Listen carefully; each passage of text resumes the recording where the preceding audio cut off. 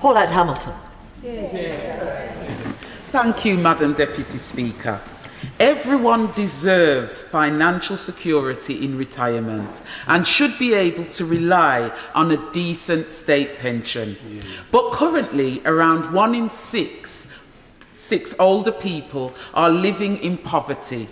And over the last decade, pensioner poverty has risen by almost 500,000.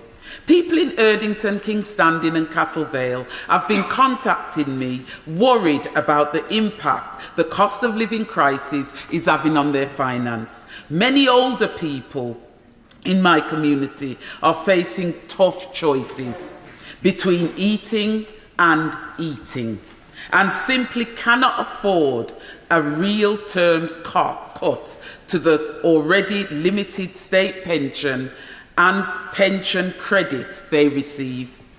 One of my constituents, an 87-year-old living with significant health issues, said to me, "I am careful now about the electricity and try to use the microwave instead of the oven. I haven't put the heating on because I am frightened of the cost." This is not a new issue. Pensioners across my community were struggling to make ends meet in spring and summer, and yet the government has still failed to clarify its position. Despite winter now being just around the corner, what we are seeing now is a summer of Tory chaos coming home to roost. The Conservative government made a manifesto commitment in 2019 to maintain the triple lock, which would have seen the state pension rise with inflation every year of the current Parliament.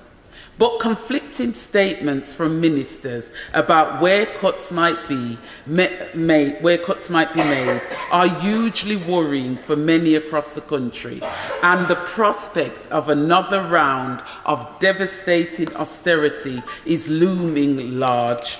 My constituents need clarity, they need reassurance and stability to help them manage through this crisis. The Prime Minister has claimed that his government is compassionate, but we are yet to see any compassion for the most vulnerable older people in our society. The public deserve to know what options ministers are considering, with reports that they may again refuse to apply the triple lock to pensions in the future years. If this does happen, it would be yet again another breach of the 2019 manifesto commitments. Up to 850,000 older people in the UK do not receive the pension credit they are entitled to, and the older people on low incomes are falling through the cracks. If the government is serious about supporting older people, it should now commit to targeted financial support for those in later life. We all have an interest in ensuring that older people in our communities live in dignity.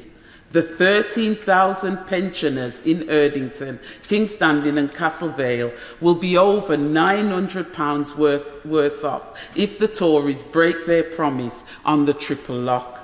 Across the UK, the older people being overlooked, the government must now step in and give them the support they need to stay warm and safe this winter.